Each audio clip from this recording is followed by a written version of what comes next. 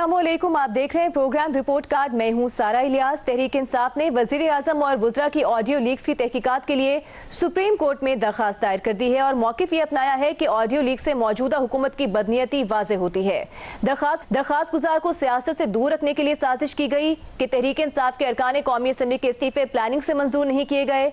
वजीर आजम और वुज़रा ने हलफ की खिलाफ वर्जी की है। अब अदालत से शहबाज शरीफ और काबीना के खिलाफ क्रिमिनल कार्रवाई की इस्तदा की गई है और इस्तीफों की मरहलावार मंजूरी से मुतालिक जो ज़ेरे अल्तवा केस के साथ था उसके साथ इस दरखास्त को मुंसलिक करने की दरखास्त भी की गई है।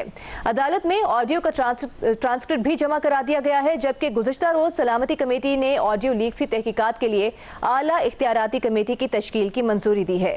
दूसरी जानिब देखा जाए तो वज़ीर आज़म और वफाकी वुज़रा की ऑडियो लीक्स आने पर राना सनाउल्लाह ने कहा था कि ऑडियो लीक्स का नोटिस लिया जा चुका है, इस मामले पर तहकीकात शुरू हो चुकी हैं। ऑडियो लीक्स के मामले की तहकीकात का कोई नतीजा सामने आएगा क्योंकि मामला बहुत पेचीदा होता जा रहा है। हाँ या नहीं के ऑप्शन है आपके पास। और पैनल पे आज हमें ज्वाइन करेंगे शाद भट्टी साहब, मजहर अब्बास साहब, बेनज़ीर शाह साहिबा, हफीजुल्लाह नियाजी साहब, अतहर कासमी साहब। बेनज़ीर, आपसे आज गुफ्तगू का आगाज करते हैं। ये जो ऑडियो लीक्स आने का सिलसिला जारी है, सूरत हाल काफी कॉम्प्लिकेटेड होती जा रही है। हमने देखा कि पहले शहबाज शरीफ साहब और उनके साथियों के साथ उनकी ऑडियो लीक्स मंजरे आम पर आई और फिर कल परसों से इमरान खान साहब की जो साइफर के हवाले से ऑडियो लीक्स का सिलसिला है, पार्ट 1 पार्ट 2 वो सामने है। सबसे पहले तो ये बताइएगा, जो पीटीआई की जानिब से सुप्रीम कोर्ट में दरखास्त दायर की गई है, आप कितना जायज़ समझती हैं इस दरखास्त को कि कहा जा रहा है कि बदनीयती वाज़े होती है उस ऑडियो लीक से जिसमें पीटीआई के रेजिग्नेशन को डिस्कस किया जा रहा था, लंदन से अप्रूवल लेने की बात की जा रही थी। आप कितना जायज़ समझती हैं पीटीआई के मुतालबे को? देखिए सारा, मुझे तो समझ नहीं आती पीटीआई की कि एक तो आप इस्तीफ़े भी देते हैं और बाद में कहते हैं कि हम दे तो रहे हैं लेकिन एक्सेप्ट मत करिएगा, क्योंकि इस्तीफ़े दिए जाते हैं 11 अप्रैल को। उसके बाद स्पीकर जो है, और स्पीकर का क्या काम होता है? स्पीकर का काम होता है कि जब एक इस्तीफ़े आएँ तो वो चेक करें कि ये जेन्युइन है या नहीं, इसको किसी दबाव के तहत तो नहीं किसी ने इस्तीफ़ा जमा कराया। जो स्पीकर करते हैं वो आपको तारीख देते हैं 6 जून से लेकर 10 जून तक आप आएँ और आके हमें बताएं कि ये जेन्युइन है आपकी रेजिग्नेशन लेटर्स या नहीं है। कोई नहीं आता। फिर स्पीकर जो है वो 11 इस्तीफ़े एक्सेप्ट कर लेते हैं। 11 जब एक्सेप्ट हो जाते हैं तो पीटीआई जो है वो जाके इस्लामाबाद हाई कोर्ट चली जाती है। इस्लामाबाद हाई कोर्ट उनकी पिटिशन डिसमिस कर देती है। उसके बाद अब वो जा रहे हैं सुप्रीम कोर्ट। देखें, अगर आप चाहते थे कि आपके सारे रेजिग्नेशंस एक्सेप्ट हों तो आप जाते स्पीकर के ऑफिस, सारे जाते, 122 है या 123 हैं एमएनएज जो हैं, आप जाते जाके कहते ये जेन्युइन लेटर्स है, ये हमारा सिग्नेचर है, ये हमारा हैंड रिटन रेजिग्नेशन लेटर है। और फिर भी अगर स्पीकर सिर्फ 11 या 8 रेजिग्नेशंस एक्सेप्ट करता तो फिर हाँ, हम भी कहते हैं कि अच्छा ठीक है, पीटीआई जो है वो सही शोर मचा रही है, क्योंकि 122 गए लेकिन 8 सिर्फ एक्सेप्ट हुए। अच्छा, दूसरी बात यह है कि मुझे नहीं लगता कि ये जो पीटीआई का जो पिटिशन है सुप्रीम कोर्ट में, ये ज़्यादा देर अदालत में चलेगी।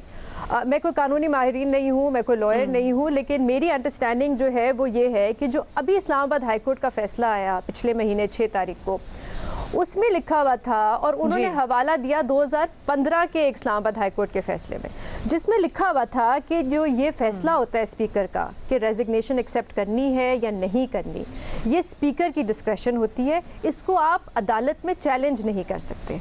उसमें यह भी लिखा हुआ था कि ये जो स्पीकर होता है इसकी आप पावर्स जो है अदालत छीन नहीं सकती, ये स्पीकर्स की पावर्स होती हैं कि आपने रेजिग्नेशन एक्सेप्ट करनी है या नहीं करनी। तो इस वजह से एक तो ये वजह है कि मुझे नहीं लगता कि ये पिटिशन एक्सेप्ट होगी। दूसरा इशू ये है कि इन्होंने ऑडियो की ट्रांसक्रिप्ट जमा कराई है। इसका मतलब ये कि पीटीआई चाहती है कि अदालत जो है सुप्रीम कोर्ट वो उस ऑडियो को भी एज एविडेंस देखे। जो बहुत दफ़ा शो पे भी बात हो चुकी है कि ऑडियोज़ और वीडियोज़ जो इस तरह रिकॉर्ड होती हैं वो अदालत में यूजुअली एडमिसिबल नहीं होती। उनका जो स्टैंडर्ड होता है वो बहुत हाई होता है, जिसमें पूछती है अदालत किसने रिकॉर्ड की, एडिटेड तो नहीं है, हमें नहीं पता कि ये वीडियो एडिटेड है, ऑडियो एडिटेड है या नहीं है, किसने रिकॉर्ड की, कौन सी डिवाइस पे रिकॉर्ड हुई, कब रिकॉर्ड हुई। अच्छा, लेकिन ये कहने के बाद मैं ये भी ज़रूर कहना चाहूँगी सारा, क्योंकि ये भी नून लीग और बाकी सियासी जमातों की तरफ से कहा जा रहा है कि देखें ये ऑडियो जो ये वाली ऑडियो है इसमें कोई गैर कानूनी बात नहीं हो रही, बिल्कुल नहीं हो रही, लेकिन ये कहना कि ये मुस्लिम लीग नून के लिए डैमेजिंग नहीं है, मेरे ख्याल से ये गलत है। ये डैमेजिंग ज़रूर है, क्योंकि देखिए इसमें बात क्या हो रही है, बात ये हो रही है कि 6 तारीख मैं सिर्फ अगर ये बात छोटी सी ख़त्म कर लूँ कि बात इसमें ये हो रही है कि 6 तारीख को हम PTI के MNAs को बुलाएंगे और उनसे पूछेंगे, और उससे पहले ये फैसला हो रहा है कि उनके आने से पहले हम ये फैसला कर लेंगे कि ये 8 से 7 जो इस्तीफ़े हैं इनको हमने एक्सेप्ट करना है, इनके हम जो सिग्नेचर्स हैं हम कहेंगे ठीक है, बाकियों के हम कहेंगे गलत है। तो ये डैमेजिंग ज़रूर है और ये एथिकली और मॉरली गलत है। ठीक है, यही पॉइंट लेके जाते हैं मजहर साहब की तरफ। मजहर साहब, सवाल ये पैदा होता है, जो ऑडियो लीक्स आने का सिलसिला जारी है, आपने भी कल इस हवाले से सवाल उठाया था कि इसको अपनी मर्जी का कंटेंट जो है उसके लिए हर पार्टी यूज तो कर रही है अपने सियासी फायदे के लिए या दूसरी पार्टी को सियासी नुकसान पहुंचाने के लिए, लेकिन एक जितना पेचीदा होता जा रहा है मामला, इसको मंतकी अंजाम तक पहुंचाने के लिए इसकी तहकीकात होनी चाहिए। अब उस तहकीकात का कोई नतीजा निकलता हुआ आपको नजर आ रहा है या बस चाय की प्याली में तूफान है और बात आई गई हो जाएगी? नहीं, मुझे इसका कोई नतीजा नहीं निकलता हुआ नजर आ रहा। उसकी बहुत सिंपल सी, कुछ बेनज़ीर ने भी बात की कि ऑडियो और वीडियो में अकेन ये बहुत इस्टेब्लिश करना बहुत मुश्किल होता है कि ये किस वक्त रिकॉर्ड की, किसने रिकॉर्ड की, कौन था। वीडियो में जिस तरह बात होती है कि जी कहाँ रिकॉर्ड हुई, कौन कौन लोग रिकॉर्डिंग के वक्त मौजूद थे, तो ये उस लिहाज से बहुत डिफ़िकल्ट है।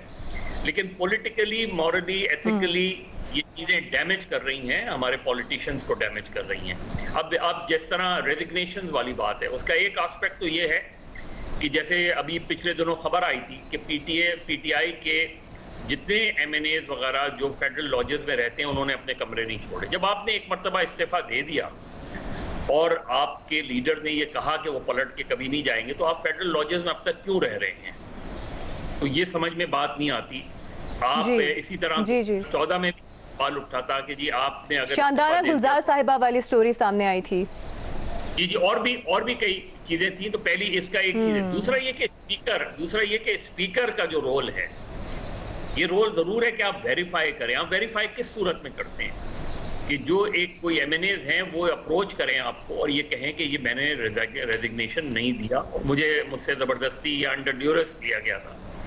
उसका एक टाइम होगा ना। अगर MNAs अप्रोच नहीं कर रहे आपको, तो इसका मतलब ये है कि वो MNAs जो है वो ये समझते हैं कि उन्होंने इस्तीफा दे दिया और अब वो इस्तीफा वापस नहीं ले रहे, ना उनको किसी दबाव के तहत इस्तीफा दिया है। तो यहाँ पॉलिटिक्स खेली जाती है, यहाँ सियासत खेली जाती है। फिर स्पीकर की डिस्क्रिशन है ना, उसमें अगर ये ऑडियो दुरुस्त है और उसमें बहुत से लोग डिस्कस कर रहे हैं इन इस्तीफों को, तो वो बहुत डैमेजिंग चीज़ है। वो मुस्लिम लीग नून को, अगर ये बात दुरुस्त है, तो मुस्लिम लीग नून को डैमेज कर रहे हैं। न सिर्फ मुस्लिम लीग नून को, PDM की हुकूमत को और स्पीकर के ऑफिस को डैमेज कर रहे हैं। जो सुप्रीम कोर्ट में जो उन्होंने रेफरेंस फाइल किया है, याद रखें कि सुप्रीम कोर्ट में ऑलरेडी इनके हवाले से एक पिटीशन फाइल है PTI की, जिसमें सुप्रीम कोर्ट ने अभी हाल ही में चीफ जस्टिस ने ये रिमार्क्स भी दिए थे कि भाई आप लोग वापस क्यों नहीं जाते, असेंबलियों में जाएं, अपना रोल प्ले करें, आपको 5 साल के लिए खत्म किया गया है। अब इसमें भी वो ये कह सकते हैं कि आप जाएं, वापस जाएं, आपके रेजिग्नेशन तो अभी एक्सेप्ट नहीं हुए, वो हुए, लेकिन एक प्रीएम्प्टिव जो है एक्शन के तौर पे PTI ने गालबन ये पिटीशन दायर की है और वो ये चाहते हैं कि ये ऑडियो पे जो है ये कोई तहकीकात हो, कोई इस तरह की पूछो। अब सुप्रीम कोर्ट क्या करती है उसके बारे में तो हम कमेंट नहीं कर सकते, लेकिन बहरहाल उन्होंने इसी हवाले से, क्योंकि उन्हें पता है कि कोई जो काउंटर ऑडियो है जो इमरान खान साहब के हवाले से, जो साइफर के हवाले से है, उसके लिए कहीं ना कहीं गवर्नमेंट कोई एक्शन लेने जा रही है और उसको कैबिनेट में भी इस बात को डिस्कस किया गया है। सही, ठीक है। इससे पहले कि मैं भट्टी साहब की तरफ जाऊं, बेनज़ीर आप जरा क्विकली बता दीजिएगा यही कि आपको इन तहकीकात का ऑडियो लीक्स के हवाले से कोई नतीजा निकलता हुआ नजर आ रहा है? जो हुकूमत की तहकीकात हो रही है, आप उसकी बात कर रही हैं? जी, जो हुकूमत की हो रही है सारा, मुझे तो कुछ इसका कोई नतीजा नज़र नहीं आता वह दिखाई दे रहा, और अगर हो भी मुझे नहीं लगता कि आवाम को कभी बताया जाएगा, ये इन्फॉर्मेशन कभी पब्लिक की जाएगी, क्योंकि देखें ये पूरी चीज़ जो है ये बहुत एम्बैरेसिंग है, सिर्फ हुकूमत के लिए नहीं, इंटेलिजेंस एजेंसीज़ के लिए भी, कि डेटा हैक होता है और PM हाउस से होता है। एक मजाक से ही बन के रह गया ना कि आप PM हाउस जो है वो सिक्योर ही नहीं है, वहाँ से ऑडियोज़ पे ऑडियोज़ निकलती आ रही हैं और पता नहीं कितनी ऑडियोज़ हैं। उस दिन हम सुनने में आ रहा था कि शायद साइफर जो है उसकी भी कॉपी शायद गायब हो गई है। तो मुझे नहीं लगता कि अगर इसकी कोई इन्फॉर्मेशन निकले भी तो हमें बताई जाएगी।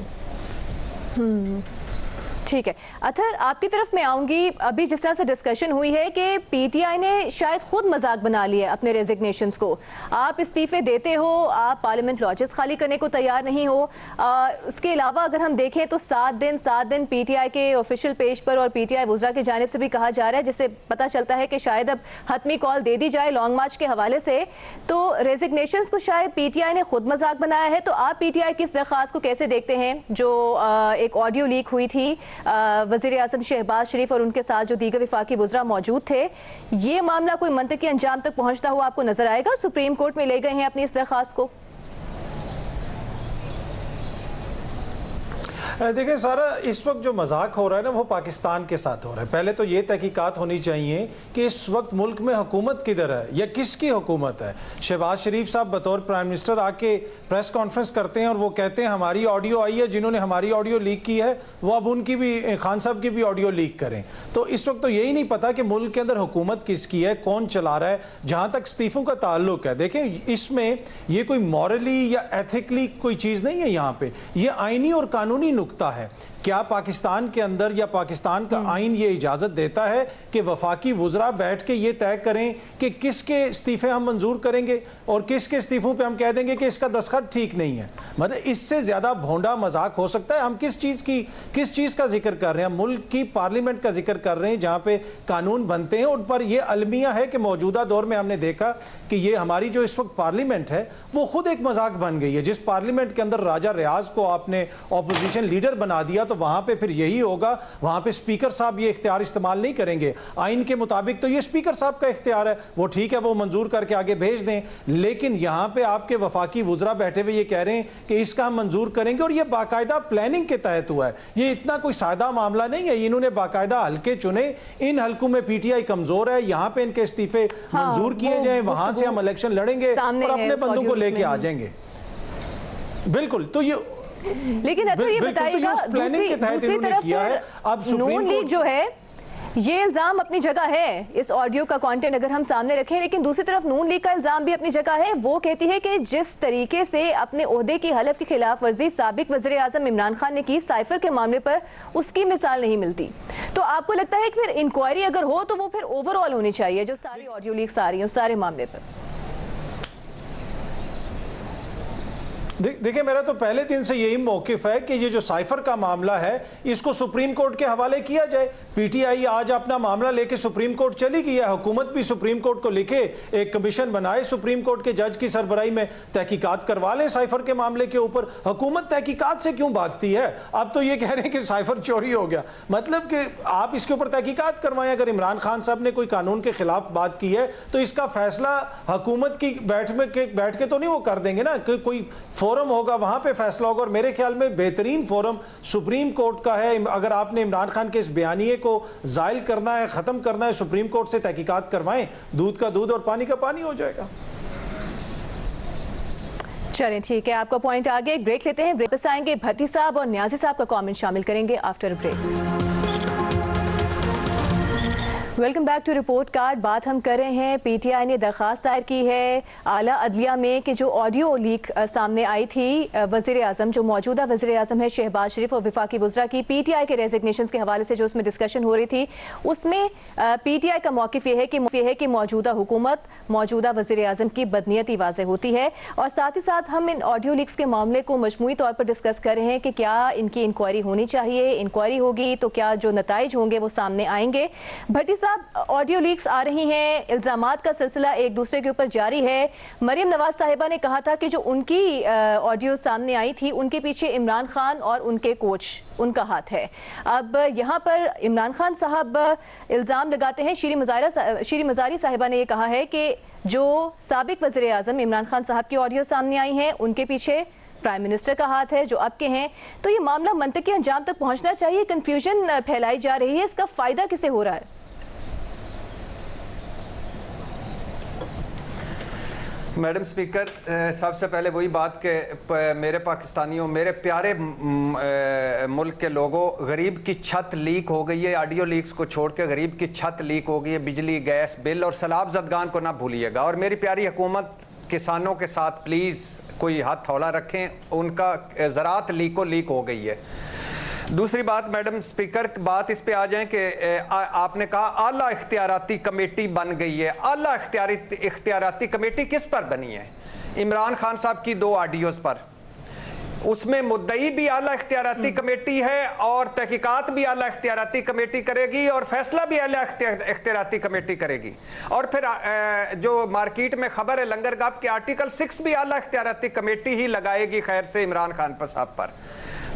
तो ये इस आला इख्तियाराती कमेटी को तो साइड पे रखें। अब बात यह है कि जैसे पहले भी कहा मैडम स्पीकर कि ये दुख तकलीफ की बात है कि जो ऑडियोज आई इसमें आम आवाम, मुल्क, महंगाई, बेरोजगारी, गुर्बत का नामो निशान नहीं। सब के सब अपनी अपनी कार्रवाइयों में लगे हुए थे, सब के सब अपने अपने धंधों, अपने अपनी जाती मफादात में लगे हुए थे और सब के सब अपने पेट भरने और अपने अपने खेल खेलने में लगे हुए थे। मगर इससे बड़ा पता है मैडम स्पीकर क्या दुख है, जो हमने डिस्कस भी किया, उस बड़ा दुख है और ये शर्मिंदगी भी है, तकलीफ भी है। और मैं कह रहा हूं कि इस तशवीश से तो आगे का लफ्ज है, पता नहीं क्या है कि ये पाकिस्तान जिसको इन्होंने बनाना रिपब्लिक बना दिया है, उसके 2 वज़रा आज़मों की ऑडियोज आ चुकी हैं और दोनों की एक अब वजीर आज़म है और दूसरे की तब आई है जब वो वजीर आज़म था। तो एक की टेलीफोन और दूसरे की 2 मीटिंग्स। अब भाई अब ये बात ये है कि ये राना साहब कह रहे हैं ये संजीदा मसला नहीं है, चलो वो जो अपने बारे में कह रहे होंगे, लेकिन ओवरऑल देखें तो ये बहुत बड़ा संजीदा मसला है। ये सिक्योरिटी ब्रीच है, ये कौमी सलामती का मामला है, ये मुल्की मफाद का मामला है। ये किसने किया? सबसे बड़ा सवाल ये किन की नाकामी थी, किन्होंने इनको रोकना था कि ऐसी बग्ड ना हो वजीर आजम हाउस और ऐसे ऐसे ऐसे साइबर अटेम्प्ट ना हो, किन्होंने रोकना था? अच्छा, और इसके पीछे मकासद क्या हैं? किन्होंने किया, किन्होंने रोकना था, इसके पीछे मकासद क्या है? लिहाजा मैं तो समझता था कि मैं तो इस खुशफहमी में मुब्तला था कि मेरी सुप्रीम कोर्ट इस पर आज को यहाँ पर आपको मैं याद दिला दूं, जब इमरान खान साहब वजीर आज़म थे तो वो ये कह चुके हैं कि अगर मेरी रिकॉर्डिंग्स वगैरह होती भी हैं तो मैं तो कोई ऐसा गैर कानूनी काम करने वाला हूं नहीं, तो मुझे इस पर कोई एतराज नहीं है। एतराज उन्हें अब हुआ है आकर। मैडम स्पीकर, छोड़ दें ना इमरान खान को, छोड़ दें शहबाज शरीफ साहब को। बात यह है कि 2 वजीर आजम हैं, दोनों के दफ्तर, दोनों के ऑफिस, दोनों की ये मीटिंग्स लीक हुई हैं। इस पे अब खुदा ना खास्ता आगे आगे जैसे मार्केट में खबरें हैं कि कोई वीडियोस भी हैं, मार्केट में खबरें हैं कुछ और ऑडियोज भी हैं, तो ये अब इमरान खान साहब का या शहबाज शरीफ का मसला नहीं, ये पाकिस्तान का मसला है। इस पर मैं तो सोच रहा था मेरी सुप्रीम कोर्ट आज खुद नोटिस लेगी और सारों को बुलाएगी और सारी ऑडियोज इकट्ठी करेगी और सारे स्टेक होल्डर्स को कहेगी कि भाईजान ये हुआ क्या है। क्या शहबाज शरीफ साहब ने क्या कहा कि अब भला कोई गैर मुल्की रहनुमा आकर बात करेगा हमसे? हम तो तमाशा बन गए हैं और वजीर आजम दफ्तर, वजीर आजम हाउस बग्ड है। इमरान खान साहब क्या कह रहे हैं? कह रहे हैं कि सिक्योरिटी ब्रीच हुआ है। जो वो कह रहे हैं उस पर भी मुकदमा करें, उस पर भी चलाएं। जो ये सारा कुछ हो रहा है, जो अंदर मिजाइया फिल्में चल रही थी, उन पर भी करें। मगर ये हुआ क्या? ये तो सबसे बड़ा मसला है। ये उससे बड़ा, ये मुल्क का मसला है, ये कौमी मफाद का मसला है, ये कौमी सलामती का मसला है। खुदा के लिए इसको इमरान खान के नजर से या शहबाज शरीफ साहब के नजर से ना देखें।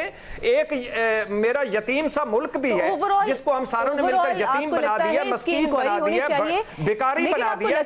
ओवरऑल कोई नतीजा सामने आएगा, चीफ सामने रखा जाएगा? हाँ जी, यहाँ ये बड़ा सवाल है। अगर तो ये आला इख्तियाराती कमेटियां बनी रही, हमूदुर रहमान कमीशन से एबटाबाद कमीशन तक और जुल्फकार मिर्जा से ये जो पीएम हाउस की ऑडियोज वीडियोस तक, तो कुछ नहीं होगा। अगर मेरी सुप्रीम कोर्ट, मेरे चीफ जस्टिस साहब, मेरा फुल लार्जर बेंच बने, वो इसको करें, इसको सारा करें, तो इसका नतीजा निकल सकता है। और मैं सुप्रीम कोर्ट से हाथ बांध के अपील करता हूं, खुदा के लिए इस तमाशे को रोकें, इन पर तहकीकात करें और मुस्लिम लीग नून को छोड़ दें, तहरीक इंसाफ को छोड़ दें, पाकिस्तान के लिए करें। कौमी मफाद का मसला है, कौमी सलामती का मसला है क्या, और इसके बाद क्या होना है, क्या तमाशा आपका पॉइंट आ गया, आपका पॉइंट आ गया। भट्टी साहब, न्याजी साहब की तरफ मुझे जाना है। न्याजी साहब, आपको भी क्या ऐसा ही लगता है कि हाई पावर्ड कमेटी जो बनाई गई है उसका नतीजा कुछ भी नहीं निकलेगा? नतीजा नहीं निकलेगा तो सामने हकाइक कैसे आएंगे? और ये ऑडियो लीक्स का जो सिलसिला शुरू हुआ है, ये कौन कर रहा है, इसकी टाइमिंग कितनी अहम है और इसके बेनिफिशियरी कौन है, आप क्या समझते हैं? देखें जी, इस पे जाए बगैर के नतीजा क्या निकलता है। पेशरफ्त तो रोजाना कुछ न कुछ हो रही है। मेरे जो मुझ तक खबरें पहुंची हैं और सब तक पहुंच चुकी हैं, और मेरी इत्तलात भी ये मीडिया ही है, अखबारात हैं, कि हलचल मची हुई है, तहकीकात हो रही हैं। कुछ तहकीकात कुछ इदारे कर रहे होंगे, यही तासर दिया गया है। जो ना हमें बताएंगे और ना वैसे नाम ही बताएं, और वो हर इदारा जरूर लगा होगा। ये कहना कि जी अनअटेंडेड छोड़ दिया होगा या छोड़ देंगे, कम अज कम इदारों का तो ये कभी भी इस तरह का वतीरा नहीं रहा। अब दो बातें जो है वो हतमी हैं। पहली बात तो यह है कि अब तक जितनी 3, 4, 5 जो लीक्स आई हैं ऑडियो, उसकी किसी एक ने भी तरदीद नहीं की कि मैंने ये बात नहीं कही, ये कट एंड पेस्ट है, ये डॉक्टर्ड है। सब ने एक तरीके से उनको मरीम नवाज साहबा ने कहा मेरा मतलब ये था, या मानते हुए इमरान खान साहब ने मानी है, शहबाज शरीफ साहब ने मानी है, ये बात तय हो गई। अब दूसरी बात यह है कि किसी ने पहली बात यह थी कि किसी ने तरदीद नहीं की, और दूसरी बात यह है कि हर फरीक ने उसको मान लिया है और उसके साथ एक्सेप्ट कर लिया है। अब बात यह है जी कि हाँ, दूसरी बात यह है कि हर फरीक उससे फायदा उठा रहा है, और अपने मुताबिक जब पहली लीक्स आई तो सारी जो उसके मुखालिफ सियासी जमातें थी, तहरीक इंसाफ ने एक लम्हा नहीं चुकाया और तसलसल के साथ जलसों के अंदर इमरान खान साहब उनके बारे में कहते रहे, और जितना पॉलिटिकल माइलेज लेनी थी ले गई। जब इमरान खान साहब की आई तो आज तक मुस्लिम लीग उसे चिमटी है। अभी शाम को ही जो है कोई तकरीबन मेरे ख्याल में 6 बजे इसहाक डार साहब, मरीम नवाज साहबा और इस एहसन साहब ने प्रेस कॉन्फ्रेंस की, जिसके ऊपर उन्होंने यही बताया कि जी किस तरीके से हमने पॉलिटिकल माइलेज लेनी है। तो उसमें भी एक मुत्तफिक है कि दोनों सियासी फ्रीक जो है उससे पॉलिटिकल माइलेज ले रहे हैं। अब ये है कि इसके अंदर किसको कौन कितना बेनिफिशियरी है, कौन किसी को कितना नुकसान होगा, कतई नजर उसके। मेरी कि कई दिनों से एक ही बात मैं कह रहा हूं कि असल में आया ये तीसरा फ्रीक जो हमारी रियासत पाकिस्तान एस्टेब्लिशमेंट या हमारे अस्करी इदारे या एजेंसी आया, उनके बारे में भी वज़ीर आज़म हाउस में कोई ऐसी बात हुई है उनके मुंह से या उनके मुतालिक जो कि एक तीसरा पेंडोरा बॉक्स खोल देंगे, एक मुस्लिम नून या के खिलाफ, एक तहरीक इंसाफ के खिलाफ, तीसरा उसके खिलाफ। और अगर नहीं आता और सारी बात इनके दरमियान रहती है सियासी जमातों में, तो फिर मुझे एक तकलीफ जरूर होगी कि आया कहीं पे एक जो पिछले 70 साल से हमने पेशा बनाया हुआ है सियासतदानों को बदनाम करने का, उस पेशे में उनको फरोग मिलना है, जाहिर है मिलना है। ये पहले भी कोई ना कोई जो इल्जाम लगाते हैं तो सियासतदानों को एंड ब्लॉक को जो है डिस्क्रेडिट किया जाता है, क्योंकि जमहूरियत को आड़े हाथों लेने के लिए अगर कोई कोशिश हो रही है, मुझे लगता ही है कि अक्टूबर के महीने में कि कई किस्म की जो जिसको कहना चाहिए कि लूज टॉक हो रही है कि जी ये भी हो सकता है जी कि जब दोनों तरफ बहुत डिस्क्रेडिट हो जाए या कोई ऐसी लीक्स आ जाए तो दोनों को समेट के और तीसरा फरीक जो हमेशा आ जाता है फिर ना आ जाए। तो ये खासा सीरियस मामला है। तहकीकात अगर करवाएं तो हर आदमी अपने मुताबिक करवाएगा, जो अगर एजेंसीज करेंगी तो उनके मुताबिक होगी। कि पाकिस्तान में आज तक महमूद रहमान से लेके जितनी तहकीकात हुई, अहमदाबाद कमीशन से लेके, कभी ये नहीं हुआ ब्रॉडशीट के ऊपर, कभी ये नहीं हुआ कि तहकीकात जो है वो फेयर एंड फ्री हो और वो नताइज दें जो कि दयानतदारी का तकाजा पूरा करते हैं। पाकिस्तान में आज तक दयानतदारी का तकाजा करते हुए नहीं हुआ, लेकिन ये सारे मामला जो है रियासत में अपनी असल शक्ल में शायद सामने ना आ सके आवाम के। और आपने बात की है जो सियासतदानों की लड़ाई है उसमें कहीं फायदा तीसरा फरीक ना उठा ले। इस पर बात करेंगे मजीद एक ब्रेक के बाद। Welcome back to report card. जो ऑडियो लीक सामने आ रही हैं उस पर एक हाई पावर्ड कमेटी बनाई गई है और डिस्कस हम ये कर रहे हैं कि क्या कोई इसका नतीजा सामने आएगा, सही मानों में वो नतीजा आवाम के सामने रखा जाएगा, हाँ या नहीं के ऑप्शंस हैं। मज़र साहब, ब्रेक पे जाने से पहले जैसे न्याजी साहब ने बात की है कि हालात बड़े मुश्किल होते हुए नजर आ रहे हैं, अक्टूबर का महीना बड़ा अहम होगा और भट्टी साहब ने भी कहा कि कुछ ऐसी खबरें हैं कि ज़ाती नौयत की भी कोई वीडियो सामने आ सकती हैं। तो इसका मकसद, जैसे कि आप भी बात करते हैं, क्या हो सकता है? और ये सियासतदानों को एक दूसरे के साथ लड़ाने में कहीं तीसरा फरीक फायदा ना उठा जाए, आपको कुछ ऐसा खतरा महसूस हो रहा है? देखिए सारा, इसमें बहुत अक्टूबर का महीना हमारी पाकिस्तान की सियासी तारीख में हमेशा अहम रहा है। बड़ी तब्दीलियां अक्टूबर के महीनों में आती रही हैं पाकिस्तान में। 2 मिलिट्री टेक ओवर्स अक्टूबर के ही महीने में हुए हैं। इसमें क्या इंपॉर्टेंट है, जो न्याजी साहब ने बात की कि किसी एक ऑडियो में किसी एक शख्स ने जिसकी आवाज़ सुनाई दे रही हो, उसने ये डिनाई नहीं किया कि ये मेरी आवाज़ नहीं है। इसका मतलब ये है कि ऑडियो तो इस्टेब्लिश हो गई कि ये गुफ्तगू हुई है और ये तमाम फरीकों ने गुफ्तगू की है, किसी एक ने तरदीद नहीं की। अब इसमें किसको तलाश करना है और तहकीकात में क्या चीज़ आनी चाहिए? इसका मतलब है ब्रीच ऑफ सिक्योरिटी, ये बहुत इस्टेब्लिश है कि ब्रीच ऑफ सिक्योरिटी हुई है। अब ब्रीच ऑफ सिक्योरिटी किस मानों में हुई है? एक ये कि इस ऑडियो को रिकॉर्ड करने का मकसद क्या था। इसका मतलब ये है कि क्या सारी गुफ्तगू रिकॉर्ड्स की जा रही हैं, क्योंकि हमारे सामने तो चंद चीजें आई हैं। अगर कैबिनेट का सिर्फ वो हिस्सा रिकॉर्ड हुआ है, वो हिस्सा तो रिकॉर्ड नहीं हुआ होगा। इसका मतलब है सारी गुफ्तगू रिकॉर्ड हुई होगी। इमरान खान अगर गुफ्तगू कर रहे हैं, शहबाज शरीफ कर रहे हैं, मरियम नवाज कर रही हैं, XYZ कोई भी कर रहा है, तो सिर्फ एक टुकड़ा दिखाया गया है, पूरी गुफ्तगू नहीं सुनाई गई। इससे पहले अभी भट्टी साहब कह रहे थे कि सुप्रीम कोर्ट से जजेस की ऑडियो लीक हुई, तो उसमें क्या हुआ? क्या मलिक कयूम की ऑडियो लीक नहीं हुई? क्या जावेद इकबाल साहब की वीडियो लीक नहीं हुई? तो उसके कोई हमने नताइज देखे कि कोई सामने आए? नहीं आए हैं नताइज। इसलिए नताइज नहीं आते क्योंकि एक फियर ये भी होता है कि अगर इधर इनकी रिकॉर्ड हुई है तो कहीं ऐसा ना हो कि मेरी गुफ्तगू भी रिकॉर्ड। अब गुफ्तगू जब रिकॉर्ड होती है तो उसको अपने मतलब से लीक किया जाता है। बहुत सी चीजें एडिट करके लीक की जाती हैं, बहुत सी चीजें एज इट इज चली जाती हैं। मुझे नहीं लगता ये किसी अंजाम को पहुंचेगी। मुझे यही लगता है कि ये डिफेम कर रही है चीजों को, सारे लोगों को डिफेम करने के लिए चीजें हुई हैं। इसका कोई मंतकी अंजाम मुझे होता नजर नहीं आ रहा। ठीक है मज़हर साहब, बेनज़ीर आप क्या समझती हैं, क्या मकसद नजर आता है आपको इन ऑडियोज के पीछे? अभी तक तो सारा हमारे पास ऐसा कोई सबूत नहीं है कि इसके पीछे क्या, ये किसने एक तो लीक की है, किसने रिकॉर्ड की हैं। जब तक हमारे पास ये इन्फॉर्मेशन नहीं होगी हम नहीं कह सकते कि ये किस वजह से ये लीक की गई हैं और इसकी टाइमिंग क्या है। लेकिन एक बात मैं ज़रूर कहना चाहूँगी, क्योंकि अतर ये कह रहे थे कि ये जो हुकूमत है ये तहकीकात से घबराती क्यों है, तो मुझे बताएं ज़रा, जो पिछली हुकूमत थी उसने कितनी तहकीकात करवाई, कमेटियाँ बनवाई।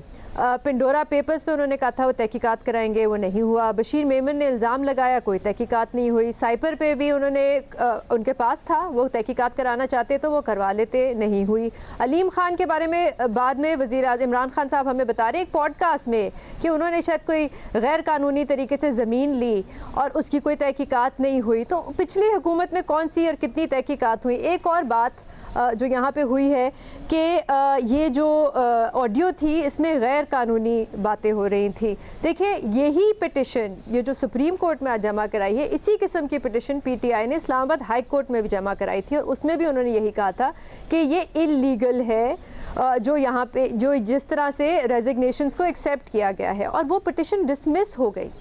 तो मुझे तो इसमें, या तो अगर अतर हमें बता सकते हैं कि इसमें ऐसी क्या चीज़ है जो गैर कानूनी है, क्योंकि एथिकली मॉरली बिल्कुल मैं एग्री करती हूँ ये डैमेजिंग है और गलत है, बट इल्लीगल ना इस ऑडियो में मुझे कुछ नज़र आता है और ना ही जो इमरान खान साहब की ऑडियो आई है।